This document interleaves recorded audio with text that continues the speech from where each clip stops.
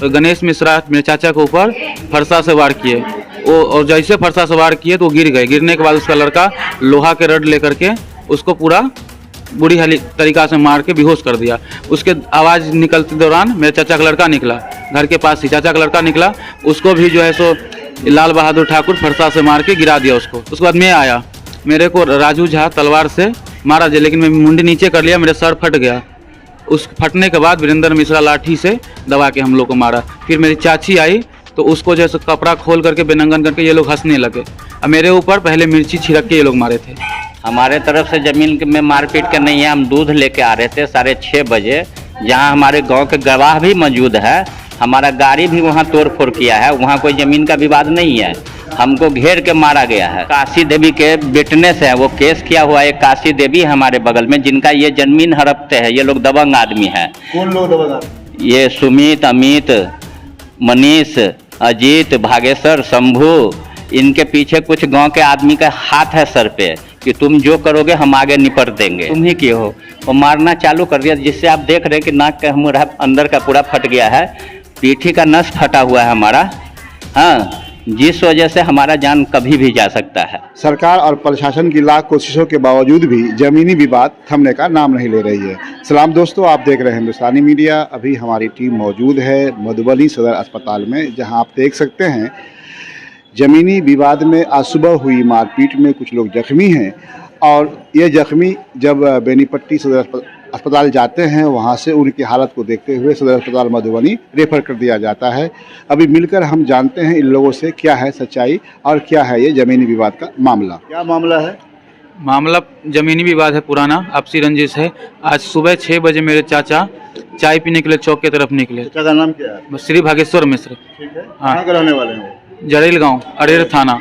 हाँ, ठीक है। उसके बाद जैसे वो निकले तो ये रात से ही या 2-3 दिन पहले से प्लान बनाए हुए थे।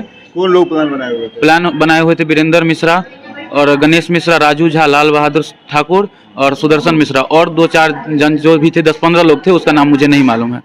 इसके बाद ये लोग जैसे मेरे चाचा निकले, वीरेंद्र मिश्रा बोला निकल गया साले, इसको जान से ही मार दो।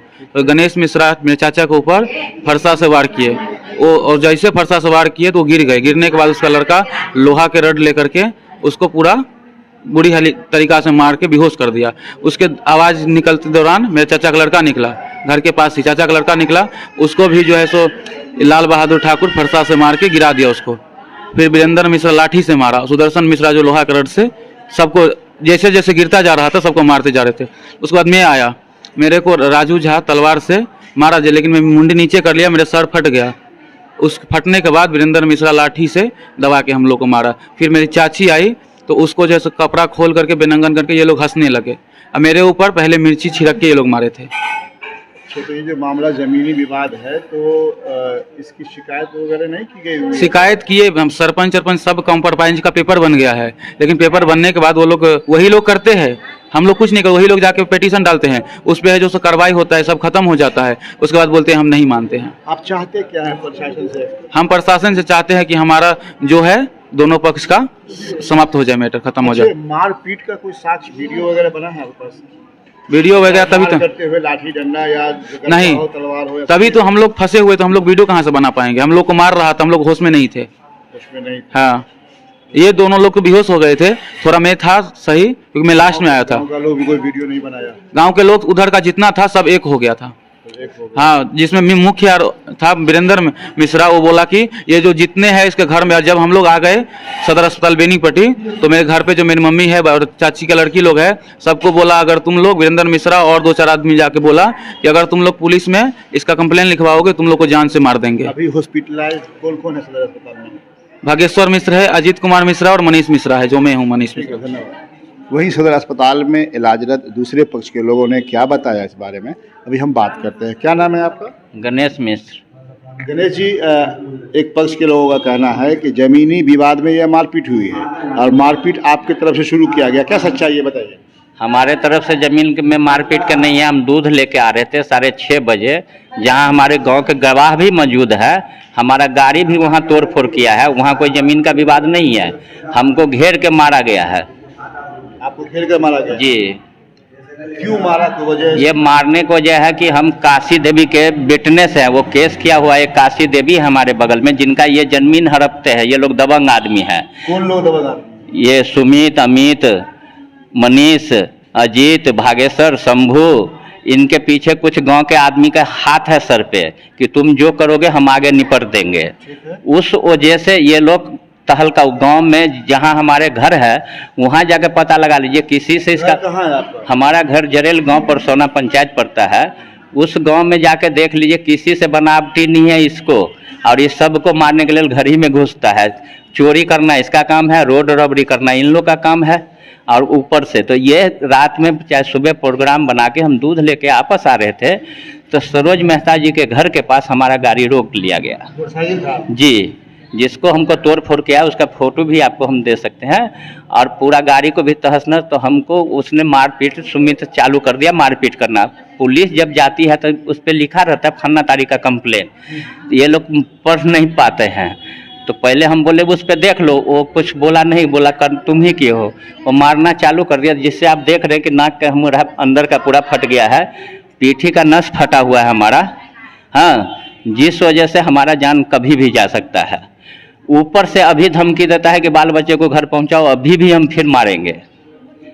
और इनके पीछे जो हाथ है वो कहते हैं हम प्रधानमंत्री हैं, तुमको जो करना है करो, हम तुम्हारे साथ हैं। तो नेता का हाथ है? जी, नेता जी सबका हाथ है।